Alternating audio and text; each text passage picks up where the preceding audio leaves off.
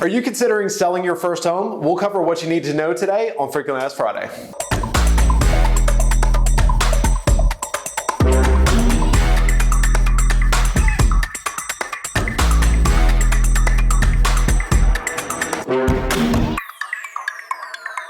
Good morning, good afternoon, good evening, whatever time you're seeing this. My name is Chris Elliott with the Elliott Real Estate Team at RE/MAX Action. Super excited to deliver this content to you today. Before we get started, if you would, like, subscribe, do all that fun stuff. Thanks, we got that out of the way. So today we're gonna be talking through things you need to know, what you need to consider, kind of the bullet point outline of selling your first home. So super excited to go through this with you. I always love working with first-time home sellers just because it can be a daunting process, it can be a scary process.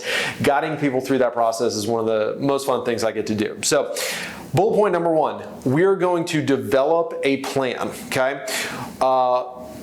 We're going to chat through where you're going to, because most people, in my experience, especially if you're selling your first home, it's really more about where am I trying to go to, not I'm trying to get out of my current home. You might be busting at the seams. You might have had a couple kids while you're living in your first home. You probably just outgrown the space. So we really want to discuss a game plan of where you're going to, what you're looking for, kind of what that looks like, and then selling the home is really just the necessary evil of how we need to get there. So that's the first thing we're going to do.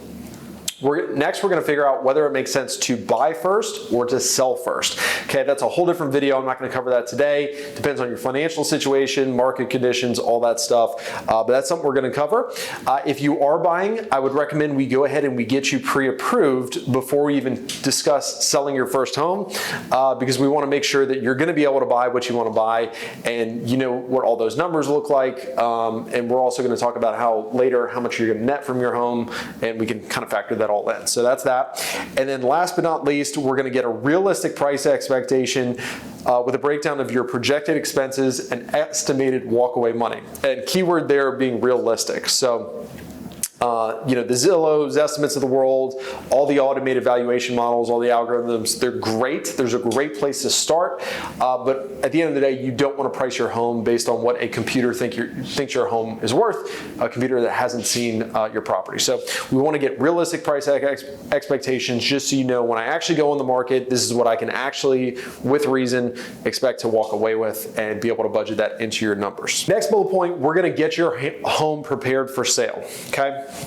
So the first point of that is we're going to determine what improvements and repairs make financial sense. So this is a really tough one to tell you on video because it really all depends on where your home is, price point, current market conditions. But basically we're going to look at it and we're say, hey, if we put a nickel in, can we take a quarter out? And that's usually kind of the litmus test we use to determine whether or not we're going to put money into a house. Generally speaking, it does make sense to do a little bit of paint, spruce up, you know, mulch the beds, power wash the house, kind of do some decluttering, destaging. But we're really going to, at this point, we're going to determine what money makes sense to put into the home where we can get a 2-to-1, 3-to-1, 4-to-1, 5-to-1 return on your money, on your investment there. Realize you can sell your property as is. At the time of this recording, I'm recording this March 2022, super hot market. We can absolutely sell your property for as is if you're just somebody that says, hey, I don't have the funds to be able to do stuff, or I don't have the patience at the time or the inclination. Just realize that generally speaking, you're going to have to settle for less money. So that's a decision that you'd have to make personally. Next, we're going to declutter. So typically speaking, a lot of us acquire more stuff than we need or more stuff than aesthetically makes sense.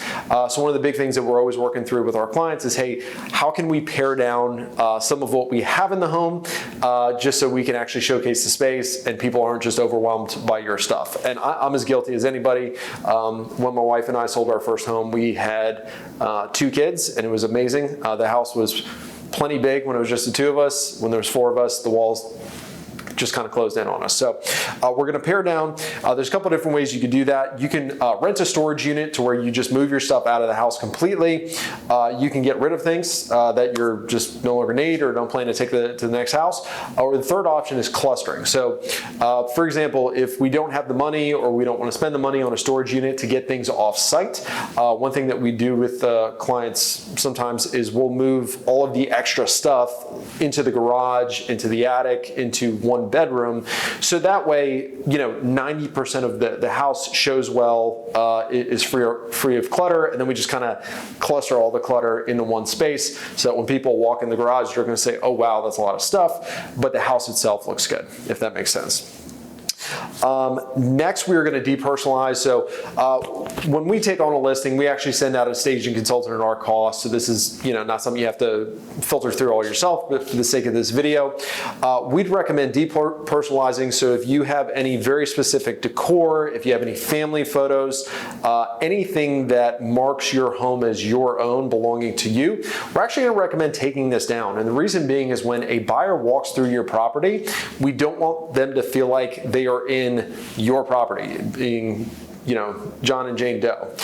We want them to walk in and see a blank canvas that they can imagine as their own, which is a little bit hard to do if your family photos are on every single wall of the house. So we're going to pare that down. Ideally, we might eliminate that altogether. So once again, it just shows like a model home so that somebody can walk in, blank canvas, imagine the space as their own. Last but not least, as far as getting your home prepared, we're going to polish it up. So when I say polish it up, kind of the standard stuff that we're always doing is power washing the house, putting fresh mulch in the mulch beds. We're just going to do a really good clean of the house, make sure every surface is clean. Clean sells better than anything when it comes to real estate. And then last but not least, this is kind of an optional one. We find that most people selling their first home, there's some painting that is needed. Painting is probably one of the greatest returns you can get on your investment, especially if you have kids. They've probably marked up the walls or dinged up the walls. It just kind of happens. So that's usually in order. So once we have your home prepared, we're then going to begin the marketing process or get all of our media created. So with all of our listings, we send out a professional photographer that's got all the right equipment, knows the shots we're looking for. They're going to get high definition photos of your house, including aerial photography if you've got a property that lends to where we're showcasing the lot as much as we are the house. This is very critical in today's day and age because if your home doesn't have compelling pictures, literally people are just skipping right by. I always make the joke, it's kind of like online dating. If you don't have a good profile picture, they're swiping whichever way they're swiping. I'm married, so I don't do online dating. That's what I tell my wife at least. Just kidding. But no, so we have about 5 seconds to catch somebody's attention. If the photos aren't compelling, they're going to move right on to the next property, and you're going to miss a whole lot of opportunities just because your property doesn't show well online, okay?